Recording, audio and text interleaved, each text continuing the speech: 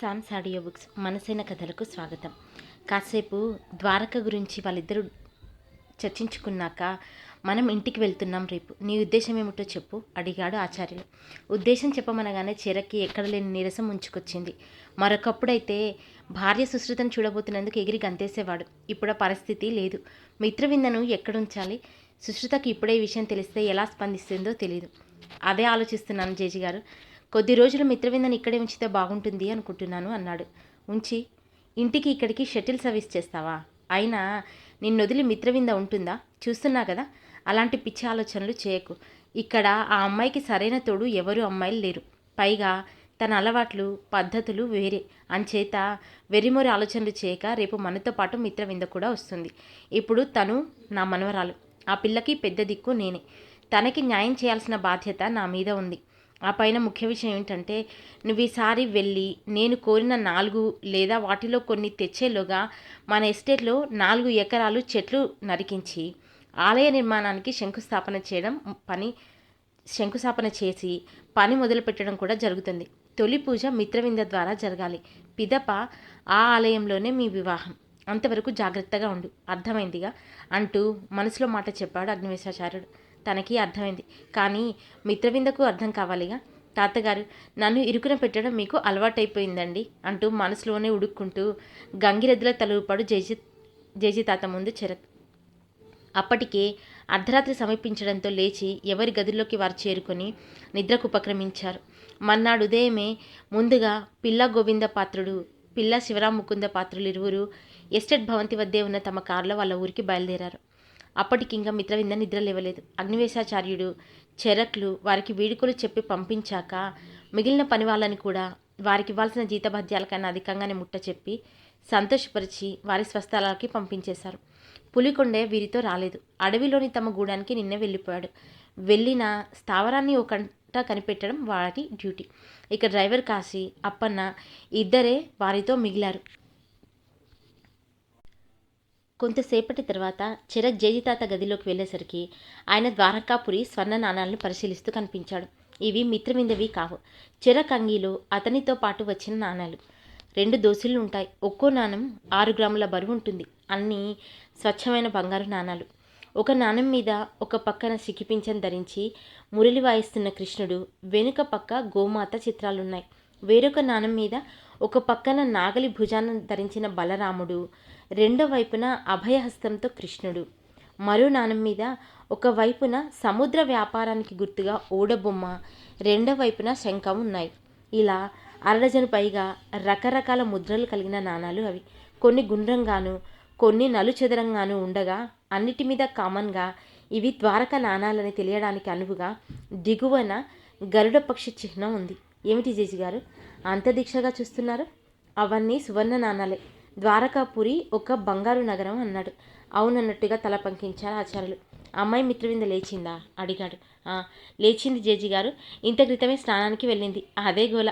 స్నానానికి పన్నీరు లేదు, పుష్పాలు లేవు, నురగకాయలు లేవు అని. ఎలాగో నచ్చే చెప్పేసరికి చాలరా బాబు అనిపించింది అన్నాడు చరణ్. అగ్నివేశాచార్యుడే నవ్వాడు. ఆ అమ్మాయికి పన్నీరు కాదు, రోజు నువ్వు పాలాభిషేకం చేసినా తప్పులేదురా. నీ వద్ద ఉన్నది ఈ 2 దోసిళ్ళ నాణాలే. వీటి బంగారం ధర లక్షల్లోనే ఉంటుంది. కానీ వీటి ప్రాధాన్యతని బట్టి ఇవి కోటానుకోట్ల విలువ చేస్తాయి. అలాంటిది ఆ అమ్మాయి ఒక సంచి నిండుగా 7 వారాల నగలు, నాణాలు, వజ్ర వైఢూర్యాలు తీసుకొని వచ్చింది. వాటి విలువ వేలకి వేల కోట్లు ఉంటుంది. మీకోసం ఆమె పుట్టింటి వారిచ్చిన అరణం అది. భద్రంగా కాపాడుకోవాలి. ఆ అమ్మాయి రెడీ అవ్వగానే చెప్పు, మనం కూడా బయలుదేరడం మంచిది. అన్నట్టు నీ ఫోన్ ఛార్జింగ్ పెట్టావా? ఓసారి ఇలా ఇవ్వు. సెల్ ఫోన్ ఆచార్యులకి ఇచ్చాడు చెరక్. జేజీ గారు, మనం వెళ్ళేప్పుడు రాజమండ్రిలో వస్త్రాలత వద్ద ఆగి వెళ్దాం. మిత్రవిందకు చీరలు అవి తీసుకోవాలి. త్వరగా తనకు చీరలు కట్టడం నేర్పకపోతే ద్వారక దుస్తుల్లో ఆమెను అంత వింతగా చూస్తారు అన్నాడు. ఏది, మిత్రవిందకు చీర కట్టడం నువ్వు నేర్పుతావా బడవ అంటూ నవ్వారు అగ్నివేశాచార్యుడు. అది ఆడవాళ్ళు చూసుకుంటారు.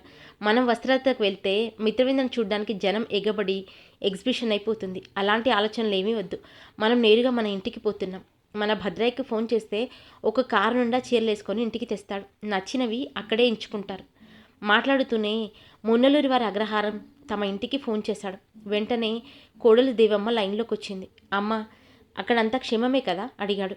అంతా క్షేమమే మామగారు, మీరెప్పుడు వస్తున్నారు? పాపం సుశ్రుత చెరకు కోసం 1000 కళ్ళతో ఎదురు చూస్తుంది అంది దేవమ్మ.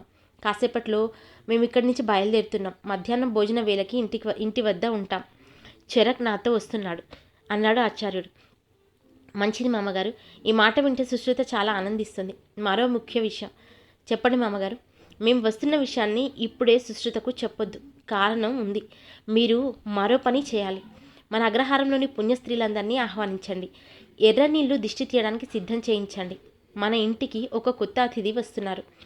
ఆ రోజు సుశ్రుత తొలిసారిగా మన ఇంటికి వచ్చినప్పుడు ఎంత ఘనంగా స్వాగతించారో అంతకన్నా ఘనంగా స్వాగతం పలకాలి. తోరణాలు కట్టించి ఆవరణ కలకలలాడాలి. ఇంతకీ ఆ అతిథి ఎవరు మామగారు? సస్పెన్స్ భరించలేక అటు నుండి అడిగింది దేవమ్మ. ఆతృత ఎందుకమ్మా, వచ్చాక చూస్తారుగా, ముందు ఏర్పాట్లు చూడండి అంటూ కొంచెం కూడా విషయాన్ని లీక్ చేయకుండా లైన్ కట్ చేశాడు ఆచార్యులు. ఆయన ఉద్దేశం చెరక్కి అర్థమైంది. చివరి క్షణం వరకు మిత్రవింద గురించి ఎవరికీ తెలియకుండా జాగ్రత్తలు తీసుకున్నాడు. కానీ తనకు ఓసారి సుశ్రుతతో మాట్లాడాలని ఉంది. ఆమె తన భార్య, తన ప్రాణం. మాట్లాడకుండా ఎలా ఉండగలడు? మనవడి మనసులో ఉద్దేశం గ్రహించినట్టుగా సెల్ ఫోన్ తిరిగిస్తూ సీరియస్గా చూశాడు అగ్నివేశాచార్యుడు. నీ ఆతృత నాకు తెలుసు. అలాగని సుశ్రుతకు ఫోన్ చేసి మాట్లాడకు, అంతా రసభస అవుతుంది. జాగ్రత్త అంటూ హెచ్చరించాడు. అలాగే జడ్జి గారు, చేయను అన్నాడు చెరక్. ఉదయం సుమారు 10 గంటల ప్రాంతంలో అంతా ప్రయాణానికి సిద్ధమయ్యారు. కారు డిక్కీలో అందరి సూట్ కేసులు పెట్టి తాళం వేశాడు. రాత్రి చీకటిలో ఎస్టేట్ పని వాళ్ళు మిత్రవిందని సరిగా చూడలేదు. ఇప్పుడు స్త్రీ పురుషులంతా ఆమెను చూడ్డానికి వరుసగా నిలబడ్డారు. మిత్రవింద యథాప్రకారం ముఖం తెలియకుండా చున్నీ ముసుగు వేసుకుని వచ్చి కారులో కూర్చుంది. పని వాళ్ళకి జాగ్రత్తలు చెప్పి వచ్చి వెనక సీట్లో కూర్చున్నారు ఆచార్యులు. చెరక్ కారు స్టార్ట్ చేసి బయటకి పోనిచ్చాడు. ఈసారి ఊళ్ళో జీప్ అవసరం ఉంటుందనే ఉద్దేశంతో జీప్ని తీసుకురమ్మన్నాడు ఆచార్యులు. దాంతో డ్రైవర్ కాశీ, అప్పన్నలు ఆ కార్ని ఫాలో అవుతూ వెనకే జీప్లో బయలుదేరారు. ఒకసారి ఆచార్యుని స్థావరానికి ఆత్మరూపంలో వెళ్ళి భంగపడ్డాక మరోసారి వెళ్ళడానికి విలంబికి ధైర్యం చాలడం లేదు. కానీ గురువుగారి ఆనతి కాదనలేడు. వెంటనే స్థావర ప్రాంతాలకు వెళ్ళి అక్కడ ఏం జరుగుతుంది, ఆ కుర్రాడు చెరక్ తీసుకొచ్చిన అమ్మాయి ఎలా ఉంది, ఆమెతో పాటు ఏం తీసుకొచ్చాడో తెలుసుకురమ్మని సోమయ్య ఆర్డర్.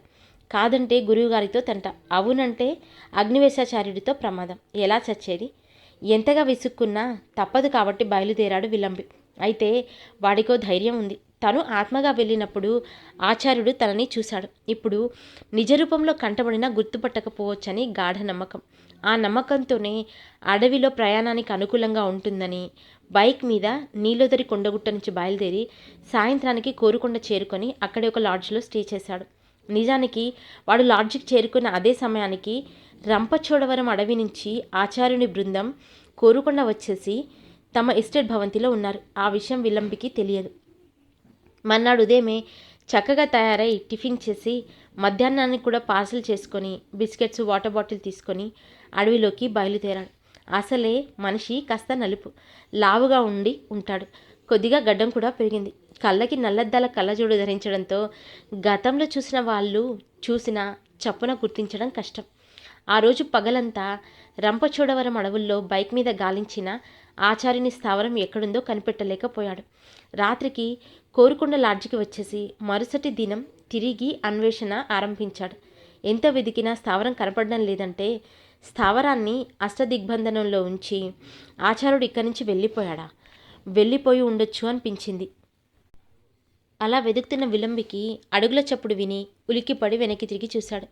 ఒక వ్యక్తి అనుమాన దృక్కులతో తన వైపు వస్తూ కనిపించాడు. వాణ్ణి చూడగానే గుర్తుపట్టాడు విలంబి. వాడు పులికొండయ్య. వాడికి తెలియని విషయం ఉండదు, కానీ తాను వాడికి తెలీదు. అంతేకాదు, వీడితో చాలా జాగ్రత్తగా ఉండాల్సిందే. తాను మరలి సోమయ్య మనిషి అని ఏమాత్రం సందేహించినా కుంపం ఉంచేస్తాడు. ఎవరు నువ్వు? ఈ అడవిలో ఏం పని? దగ్గరకొస్తూనే కాస్త ఘాటుగా ప్రశ్నించాడు పులికొండయ్య. విలంబి కళ్ళజోడు తీసి జేబులో పెట్టుకొని అప్పటికప్పుడు ముఖం నిండా విషాదం పులుముకుంటూ పులికొండయ్య వంక ఎంతో దీనంగా, బాధగా చూశాడు. నా బాధ ఏమని చెప్పను, ఎవరితో చెప్పుకోను? ఆ మహానుభావుడి దర్శనం లభించలేదు. 2 రోజులుగా ఈ అడవిదారుల వెంట కారాడుతున్నాను. ప్రయోజనం లేకపోయింది అన్నాడు రుద్ధకంఠంతో. పులికొండయ్యది అసలే జాలిగుండె. విలంబిని చూస్తుంటే అతడేదో కష్టంలో ఉన్నాడని అనిపించింది. పైగా వాడు ఎవరిని చూడాలనుకుంటున్నాడో అర్థం కాలేదు.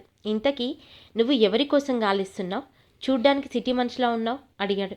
ముందే ఆచార్ని కోసం అని చెప్తే పులికొండయ్య తన భుజం మీద బాణాకర్రతో బుర్ర పగలగొట్టేస్తాడు అని విలంబికి తెలుసు. పులికొండయ్య ఎంత మంచోడో కోపంలో అంతకంతగా చెడ్డోడు కూడాను.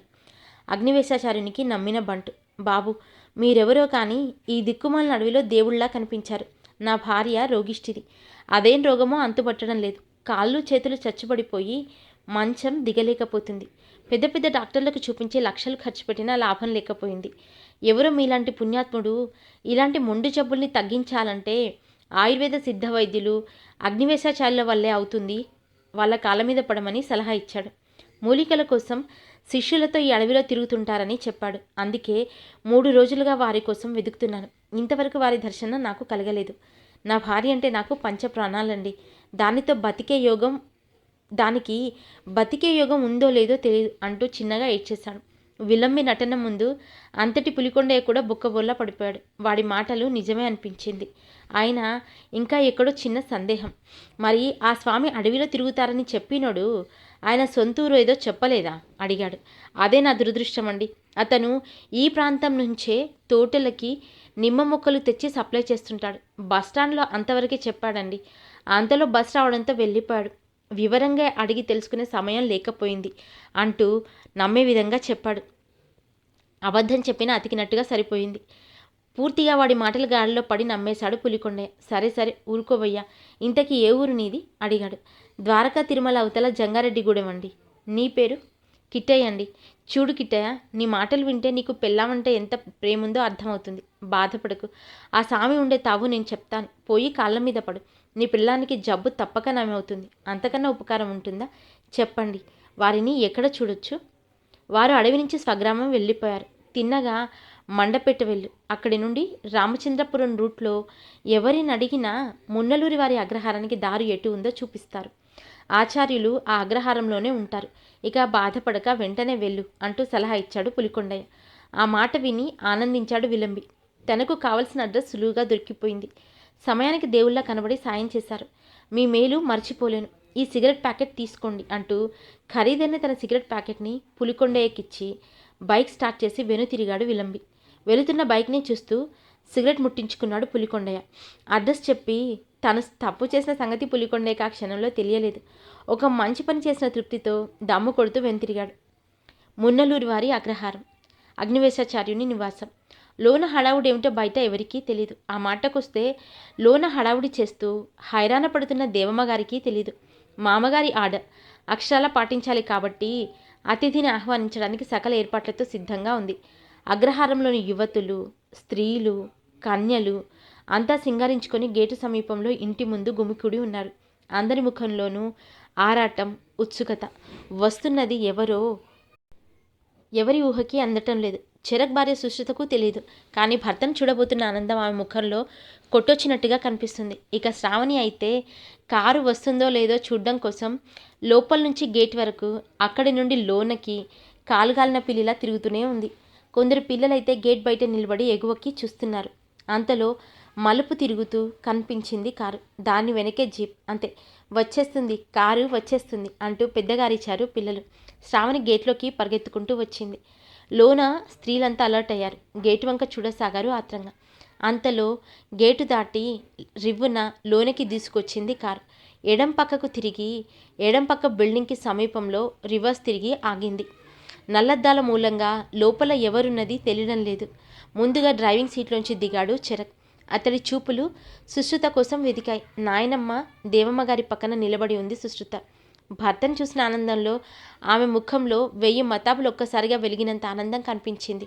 ఇద్దరూ కళ్ళతోనే పలకరించుకున్నారు. కానీ సుశ్రుత ముఖంలో ఈ ఆనందం ఎంతసేపు ఉంటుందో తెలియక మనసులో అతలాకుతలం అయిపోతున్నాడు చెరక్. గబగబా వెళ్ళి వెనక డోర్ తెరిచాడు. అగ్నివేశాచార్యుడు గంభీరంగా కారు దిగాడు. ఈ లోపల లోనకొచ్చి ఒక పక్కగా ఆకిన జీప్లోంచి దిగి పరిగెత్తుకొచ్చాడు అప్పన్న. చెరక్ ఫ్రంట్ డోర్ తెరిచి ఇక అక్కడ నిలవకుండా కారు వెనక్కి వెళ్ళి డిక్కీ తెరిచాడు. అప్పన్న సూట్ కేసులు దించసాగాడు ఈలోన.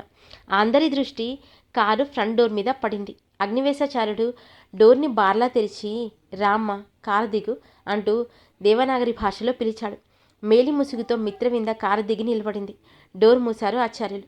ఓసారి అందర్నీ పరిశీలనగా చూశాడు. అక్కడున్న ఆడ మగ మిత్రవిందను చూస్తూనే డీప్ షాక్కి లోనయ్యారు. యువతి అని తెలుస్తుంది, కానీ ఇంత ఎత్తా? చూస్తుంటే చెరక్ కంటే ఎత్తుగా ఉన్నట్టుంది. ప్రపంచంలో ఎక్కడైనా ఇంత ఎత్తున్న అమ్మాయి ఖచ్చితంగా ఉండదు. అసలు ఈమె ఎవరు? ఎందుకొచ్చింది? స్త్రీలు పురుషులు శిలా విగ్రహాలలో నిలబడిపోయారు. మిత్రవిందను చూస్తున్న ఆశ్చర్యం అందరి కళ్ళలోనూ స్పష్టంగా కనిపిస్తుంది. అదే సమయంలో తన ముసుగులోంచి ఓరకంట అందరినీ గమనిస్తోంది మిత్రవింద. వారిలో చెరక్ భార్య సుశ్రుత ఎవరో గుర్తించడం ఆమెకి అంత కష్టం కాలేదు. అప్పటికే సుశ్రుత కళ్ళల్లో ఏవో సందేహఛాయలు కదలాడ్డం గమనించి చిన్నగా నవ్వుకుంది. ఇక అక్కడున్న వారిలో దేవమ్మ గారితో సహా అంతా తాము చూస్తున్నది కాల్లో నిజమో అర్థం కాక చిత్తభ్రమ ఏర్పడినట్టు చూస్తున్నారు. ఎవరి అమ్మాయి? ఎక్కడికక్కడిగా మలిచినట్టున్న శరీరాకృతి, తాగితే మాసిపోతుందా అనిపించేంత ఫెయిర్ కల, ఎంతగా అంటే ఆమె నీరు తాగుతుంటే గొంతులో ఆ నీరు కనిపిస్తుందా అనిపించేంత స్వచ్ఛత. ఈమె గాజు బొమ్మ, పాలరాతి శిల్పమా? ఆ జుట్టేమిటి అంత బారున మోకాలను తాకుతుంది? వేషం చూస్తే ఈ కాలం యువతిలా లేదే. ఒంటి మీద నగలు వజ్రవైఢూర్యాలు పొదగబడి ఎండకు జిగేల్మంటున్నాయి. ముఖం తెలియకుండా ఆ ముసుగేమిటో. ఈమె దేవకన్య, గంధర్వకన్య, వేరెవరైనానా? మానవకన్యల్లో అయితే ఇంత అందగత్తలుంటారా? సాధారణ యువతి అయితే ఇంతటి సౌందర్యం, ఇంతటి టీవీ, ముఖంలో ఆ కళాకాంతులు సాధ్యమా? రెండు చేతులకి ఒత్తుగా అవేమిటి? శంఖపు గాజుల ఈ కాలంలో ఎవరు వాడుతున్నారు? పాదాలకి వెండి మువ్వల పట్టీలున్నాయి. స్వచ్ఛమైన ముత్యాలు వేసి తయారు చేసిన మువ్వలు పాదం కదిలిపితే గల్లు అంటున్నాయి. బంగారు ఆభరణాలని నడుం ఆ పై భాగం నడుం పక్క భాగాన మాత్రమే వాడుతారు. ఎందుకంటే బంగారం లక్ష్మీ నివాసం. అటువంటి బంగారాన్ని ఏ రూపంలోనూ మలినాలు నడుం దిగువన అలంకరించుకోకూడదని శాస్త్రం. అందుకే నడుం దిగువన వెండి ఆభరణాలని అలంకరించుకుంటారు. ఇక ఇప్పుడంటే స్త్రీలు ఫ్యాషన్గా పాదాలకి వెండి పట్టీలు కూడా వాడుతున్నారు. పూర్వాచారం అయితే కన్యలు మాత్రమే వెండి పట్టీలు ధరించేవారు. వివాహితులు పాదాలకి బోలుగా ఉండి లోన ముత్యాలు కానీ రత్నాలు కానీ పోసిన అందెలు, వాటిపైన బరువుగా ఉండే బేడీలను ధరించేవారు. కొన్ని ప్రాంతాల్లో ఇప్పటికీ అందెలు బేడీలు ధరించిన స్త్రీలను చూడొచ్చు. ముఖ్యంగా రాజస్థాన్, హర్యానా వంటి ప్రాంతాల్లో గ్రామీణ స్త్రీలు వీటిని ధరిస్తూనే ఉన్నారు. ఈ అమ్మాయి ఎంతో ఆచారవంతురాలిగా ఉంది. అయినా ఎప్పుడో పూర్వం ఇలా స్త్రీలు ముఖం కనబడకుండా మేలి ముసుగు వేసుకునేవారు. ఇవన్నీ ఇప్పుడు ఎవరు పాటిస్తున్నారు? పురుషులతో సమంగా స్త్రీలు పోటీ పడుతున్న ఈ కాలంలో కూడా ఇలాంటి యువతులు ఉన్నారా? ఇంతకీ రూపమే ఇంత అద్భుతంగా ఉందే, ఇక ఆ ముఖ సౌందర్యం ఎంత గొప్పదో కదా. దిగ్భ్రాంతితో ఎవరి ఆలోచనల్లో వారు తలక్రిందులైపోతున్నారు. ఇంతలో దేవమ్మ గారు ముందుకొచ్చారు. మిత్రవింద ఎదురుగా నిలబడి ఆమె మేలి ముసుగును నెమ్మదిగా తొలగించారు. అంతే, మరోమారు అందరి కళ్ళు కనురెప్పలు వేయడం మర్చిపోయాయి. కళ్ళ ముందు మెరుపు తీగ మెరిసినట్టయింది. హరివిల్లు ప్రత్యక్షమైనట్టుంది. ఆహా, ఏమా అందం, ఏమా వర్చస్సు! కొటేరులా తీర్చిదిద్దినట్టున్న సంపెంగ నాసిక, ముక్కెర, వాటి మీద పొదిగిన రత్నాల కాంతులు ఆమె పగడాల అధరాల మీద మెరుస్తున్నాయి. చెంపగొలుసు కెంపుల కాంతులు బుగ్గల మీద ప్రతిఫలిస్తున్నాయి. విశాలమైన నేత్రాలు, శంఖం లాంటి మెడ, ఆ మెడను అలంకరించిన పచ్చలహారం. నిజంగానే ఆమె నీరు తాగుతుంటే ఆ గొంతులో నీరు కనిపిస్తుంది. మిత్రవింద నేనుసుగ్గుతో దేవమ్మ గారిని చూస్తుంది. మిత్రవింద భుజాల వరకే ఎత్తుండడంతో దేవమ్మ గారు తల పైకెత్తి ఆమె ముఖాన్ని చూడాల్సి వస్తుంది. ఎక్కడి స్త్రీలు అక్కడ ఊపిరి బిగబట్టిపోయారు. చీమ చిటుకుమన్న వినిపించేంతగా నిశ్శబ్దం చోటు చేసుకుంది అక్కడ. ఎవరి అందాల బొమ్మ? ఎవరికి వారే తర్కించుకుంటున్నారు. కానీ ఒక్కరు కూడా పెదవి విప్పటం లేదు. ఈ పరిస్థితిలో దేవమ్మ గారు ఎవరు తల్లి నీవు అంటూ తెలుగులో అడిగింది. ఆ ప్రశ్నకి అగ్నివేశాచార్యుడు చిరునవ్వుతో చూశాడు. దేవమ్మ గారి మాటల్ని దేవనాగరిలో మిత్రవిందకు చెప్పాడు. మిత్రవింద తల కొంచెం వంచి దేవమ్మను చూస్తూ నేను ప్రాచీన స్త్రీని, కన్యను అంది మంద్రస్వరంతో. నీ పేరేమిటి? మిత్రవింద. ఎక్కడి నుంచి వచ్చావు? దేవలోకమా, గంధర్వలోకమా, మానవలోకమేనా? దేవమ్మ ప్రశ్నలు, మిత్రవింద జవాబులు అగ్నివేశాచార్యుడు తర్జుమా చేసి వినిపిస్తున్నాడు. అక్కడికే ఎక్కువ. అంతకు మించి ప్రశ్నలు వేస్తే విషయం 10 మందికి తెలిసిపోయే ప్రమాదం ఉంది. ఇక్కడికి ఎందుకు వచ్చావు అంటూ అడిగింది దేవమ్మ. మిత్రవిందకు అర్థం కాక అగ్నివేశాచారిని వంక చూసింది. ఆ ప్రశ్నను దేవనాగరిలోకి తర్జుమా చేయకుండా వదిలేసి, దేవమ్మ, ఇంటికొచ్చిన అతిథిని వాకిట్లో నిలబెట్టే ప్రశ్నలు అడగడం మర్యాద కాదు కదా, ముందు దిష్టి తీసి హారతి ఇవ్వండి అంటూ కర్తవ్యం గుర్తు చేశాడు. కారు డిక్కీ దగ్గర నిలబడ్డ చెరక్ అంతా వింటూనే ఉన్నాడు. ఊపిరి బిగబట్టి చూస్తున్నాడు. మిత్రవింద దేవమ్మ గారి చివరి ప్రశ్నకు బదులు చెప్తే సుశ్రుత రియాక్షన్ ఎలా ఉండేదో. కానీ ప్రమాదం తప్పింది. అయితే ఆ ప్రమాదం ఎలాగో వచ్చి పడనుందని తెలియలేదు. మిత్రవిందకి దిష్టి తీయడానికి ఎర్ర నీళ్ల పల్లెంతో ఒక ఆమె ముందుకొచ్చింది. అగ్నివేశాచార్యుడు తల తిప్పి చెరక్ వంక చూశాడు. ఒరే, సూట్ కేసులు అప్పన్న దించుతాడు గాని నువ్వు ఇటురా అన్నాడు. చెప్పండి జేజీ గారు అంటూ దగ్గరికొచ్చాడు చెరక్. చెప్పడం ఏమింట్రా నీ ముఖం, నువ్వలా దూరంగా ఉంటే ఎలా? ఆగమ్మ, వీళ్ళిద్దరికీ కలిపి దిష్టి తీయండి అంటూ చెరక్ని లాగి మిత్రవింద పక్కన నిలబెట్టాడు. గతుక్కుమన్నాడు చెరక్. గుండె లబ్డబ్నంటూ కొట్టుకోవడం ఎక్కువైంది. అయిపోయింది. దీంతో తమ విషయం సుశ్రుతకు తెలిసిపోవడం ఖాయం. ఆమె వంక చూడాలంటేనే బెదురుగా ఉంది. అందుకు తగ్గట్టే మిత్రవింద అతడి చెయ్యి అందుకొని మరింత దగ్గరగా జరిగింది.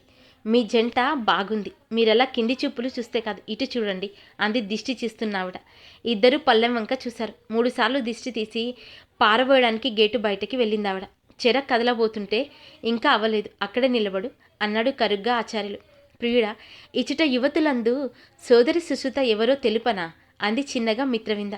దేవమ్మగారు పక్కకి వెళ్ళగానే తిరిగి మేలు ముసుగు వేసుకుంది తను. అంత దూరంలో ఉన్న సుశ్రుత ముఖంలో చకచక అనేక భావాలు కదలాడడం ఆరంభమైంది. కళ్ళలో అనుమానపు ఛాయలు, ఆమె ముఖార విందంలో ఆనంద ఛాయలు ఆవిరై క్రమంగా రోషకషాయిత నేత్రాలు అరుణవర్ణం దాల్చుతున్నాయి. ఆమె ముఖభావాల్ని గమనించి కంగారు పడుతూనే మిత్రవింద ప్రశ్నకు అనాలోచితంగా ఊకొట్టాడు చెరక్. మిత్రవింద ఉత్సాహంగా చూసింది. అదో ధవల వస్త్రములు ధరించి ఇచ్చోట యువతులందరికన్నను మిన్నయ్యగు దేహ సౌందర్యముతో మన ఇరువురను అనుమాన దృక్కులతో అవలేకుంచుచున్నదే అందమగు ప్రౌఢ, ఆమెయే అక్క సుశ్రుత అంది.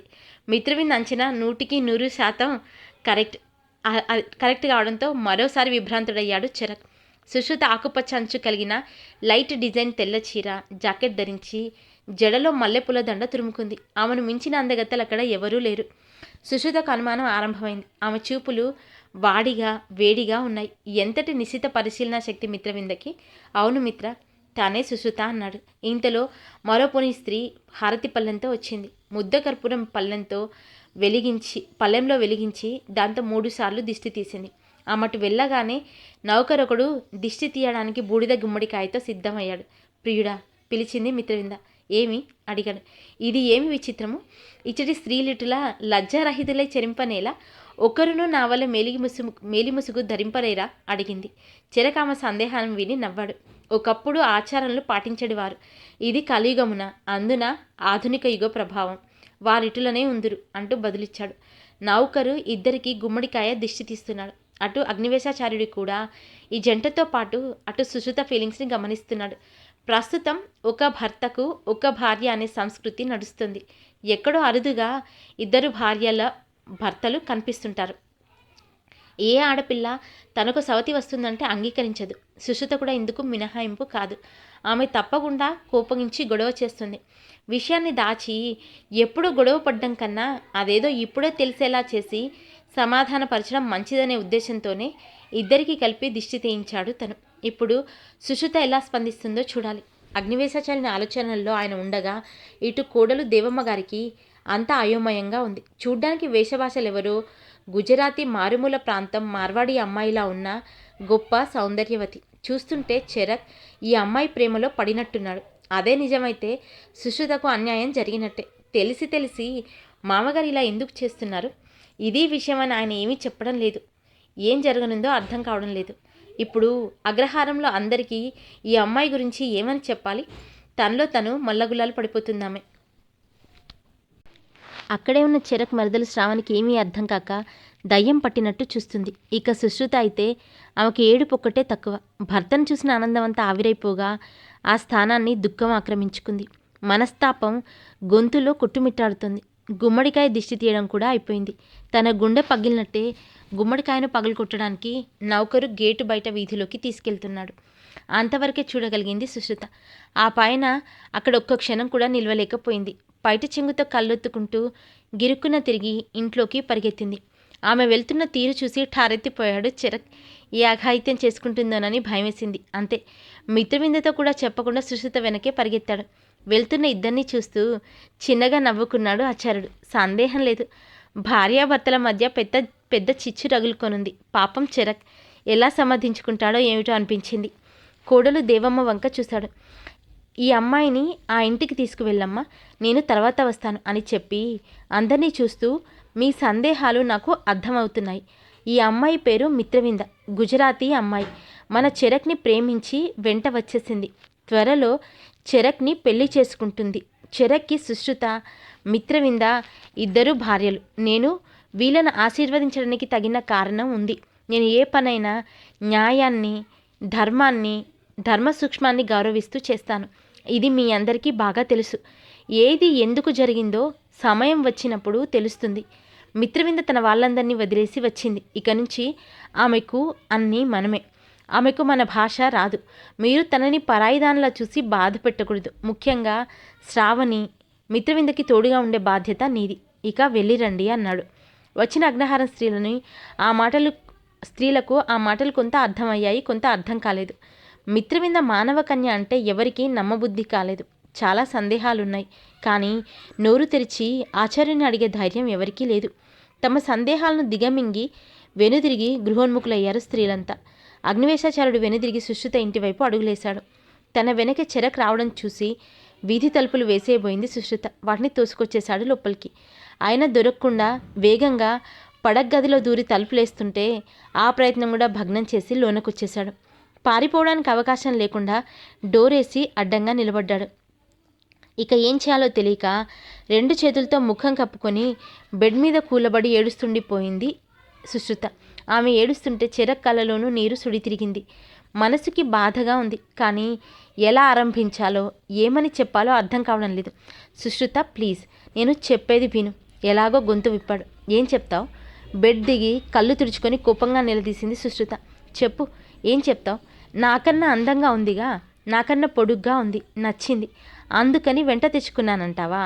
పెళ్ళికి ముందు అందంగా ఉన్నానని నా చుట్టూ తిరిగావు. పెళ్ళైపోయింది, ఇప్పుడు నేను పాతబడిపోయాను, కొత్త గుర్రాన్ని తెచ్చుకున్నావు. ఇక నేనెందుకు ఇక్కడ? నాకేం పని? అది కాదు సుశ్రుత. కాకపోవడం ఏంటి? అదే నాకు తెలిసి నేను నీకే లోటు చేయలేదు. పెళ్ళై పక్షం రోజులు కలుసున్నాం. నీకోసం విరహంతో 1000 కళ్ళతో ఎదురు చూస్తుంటే నువ్వు ఎవరో వగలాడిని వెంటేసుకొచ్చావు. ఆమె వగలాడి కాదు సుశ్రుత, మిత్రవింద, ఏదో గోవింద. అది నాకు అవసరమా? నా మాట వింటావా అంటూ దగ్గరికి తీసుకోబోయాడు. దొరకకుండా పక్కకి దూకేసింది. నన్ను తాకొద్దు, ఏం చేస్తానో నాకే తెలీదు అని అరిచింది. తమ పునఃసమాగమం ఇంత సమస్యాత్మకం అవుతుంది అనుకోలేదు. ముందు సుశ్రుతలో కోపం, ఆవేశం తగ్గాలి. తగ్గితే గాని శాంతంగా తన మాటలు వినదు. ఏం చేయాలి? కళ్ళు తుడుచుకుంది సుశ్రుత. నువ్వు నా ప్రేమని, నా నమ్మకాన్ని దెబ్బతీసావు. ఇక నేను ఇక్కడ ఉండడం అవసరమా? వెళ్ళిపోతాను. నా తరపున న్యాయం అడగడానికి నాకు ఇక్కడ ఎవరున్నారని అమ్మా నాన్న దగ్గరికి వెళ్ళిపోతాను. మీరు సుఖంగా ఉండండి. దైవం లాంటి జయి తాత గారు మిమ్మల్ని సమర్థించాక ఇంకా ఎవరు నా తరఫున మాట్లాడతారు? వెక్కి వెక్కి ఏడుస్తూనే సూట్ కేసులో బట్టలు సర్దుకోవడం ఆరంభించింది సుశ్రుత. ఆమెకి ఎలా నచ్చ చెప్పాలో తెలియక తల పట్టుకున్నాడు చరక్. ఇంతలో అగ్నివేశాచార్యుడు లోనుకొచ్చాడు. పడగది వంక చూడగానే పరిస్థితి అర్థమైపోయింది. మీరు గొడవ పడ్డం అయిపోతే ఓసారి ఇలా బయటకి రండి, మాట్లాడాలి అంటూ హాల్లో సోఫాలో కూర్చున్నాడు ఆచార్యుడు. ఎంత కోపం ఉన్నా అగ్నివేశాచార్యుని మాటను కాదనే ధైర్యం సుశ్రుతకి లేదు. చెరక్ కన్నా ముందే చెరచెర బయటకొచ్చి ఎదురుగా నిలబడింది. బయట చెంగుతో కళ్ళు తుడుచుకుంది. వెనక్కే బయటకొచ్చిన చెరక్ ఓ చైర్ లాక్కొని ఎడంగా కూర్చున్నాడు. ఇంతలో ముందుగా మిత్రవింద, ఆమె వెనకే దేవమ్మ, ఆమెను అనుసరించి శ్రావణి లోనుకొచ్చేశారు.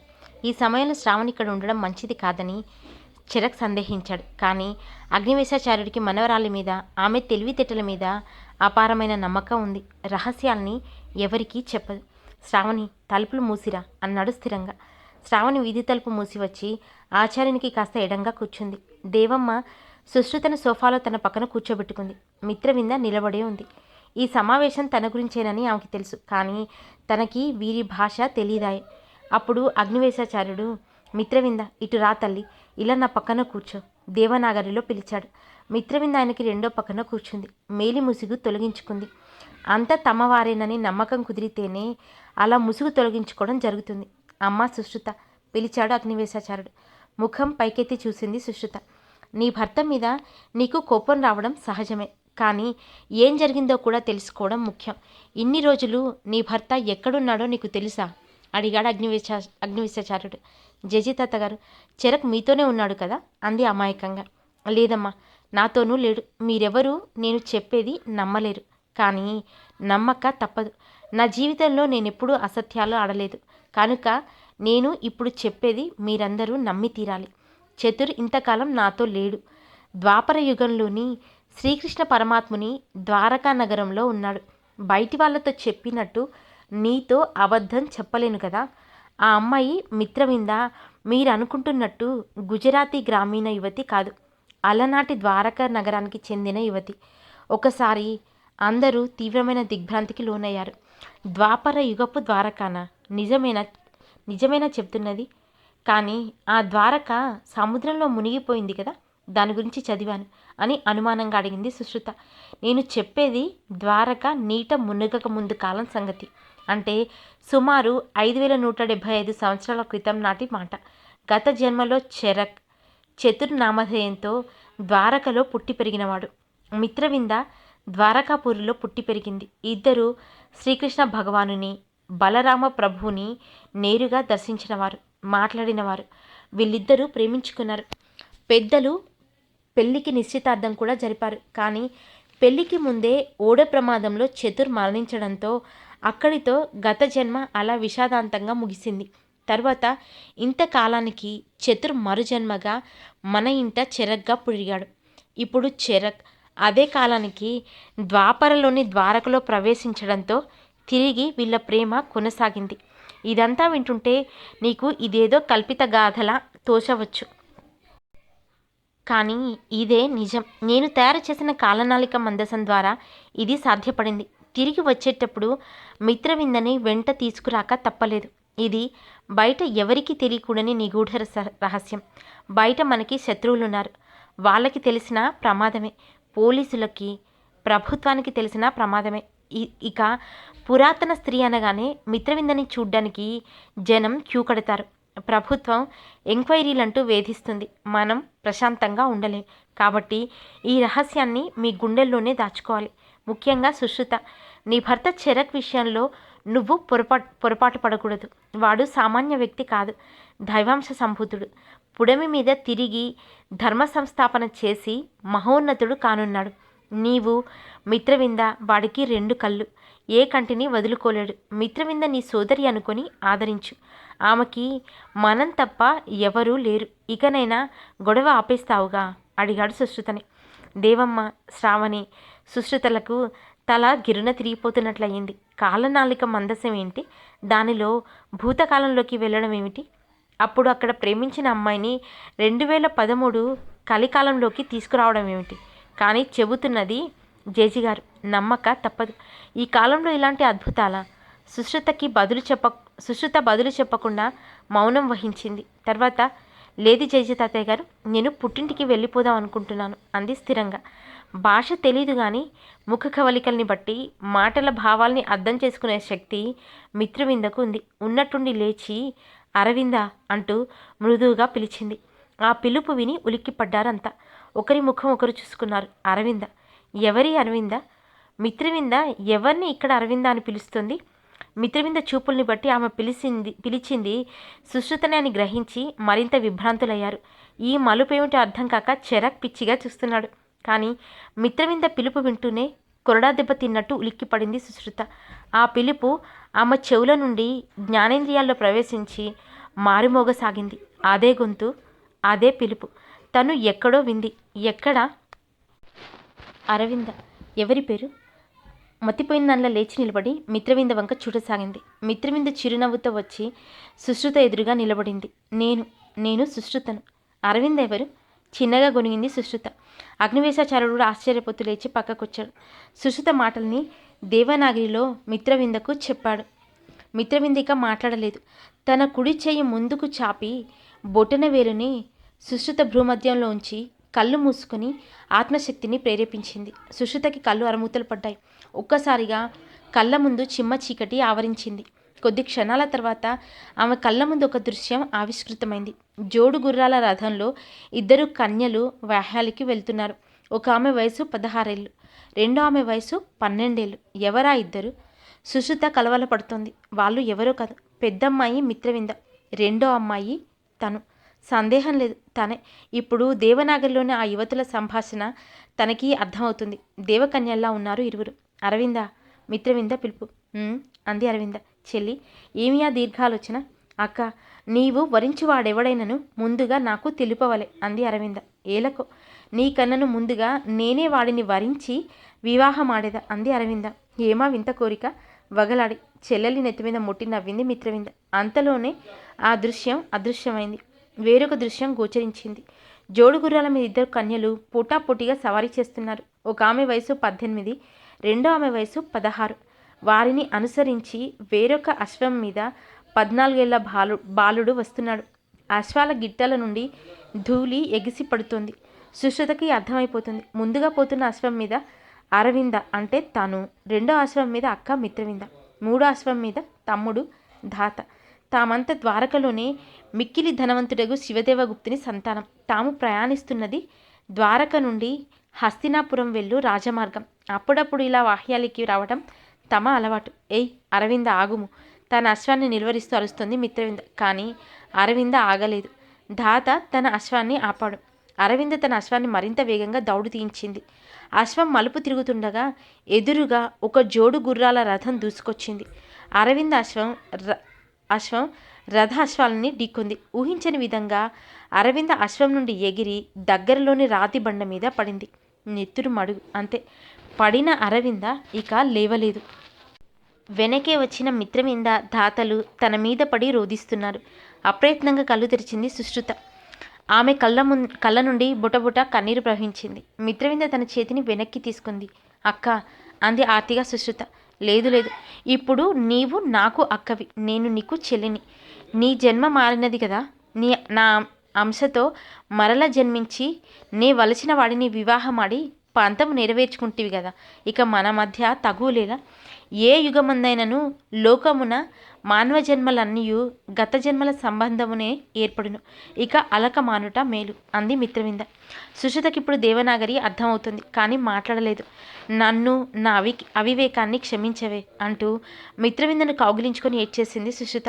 ఇలా కాసేపు ఏడుస్తూనే ఉన్నారు. ఆ ఇద్దరిని వింతగా చూస్తుండిపోయారు అంతా. విషయం ఏమిటో అగ్నివేశాచార్యుడికి ఒక్కడికి అర్థమైంది. చెరక్కి కూడా అర్థం కాలేదు. ఏమైతేనేం వాళ్ళిద్దరూ ఒక అవగాహనకు వచ్చారు చాలు అనుకున్నాడు. ఇక చెరక్కి అర్థం కాకపోవడానికి కారణం ఉంది.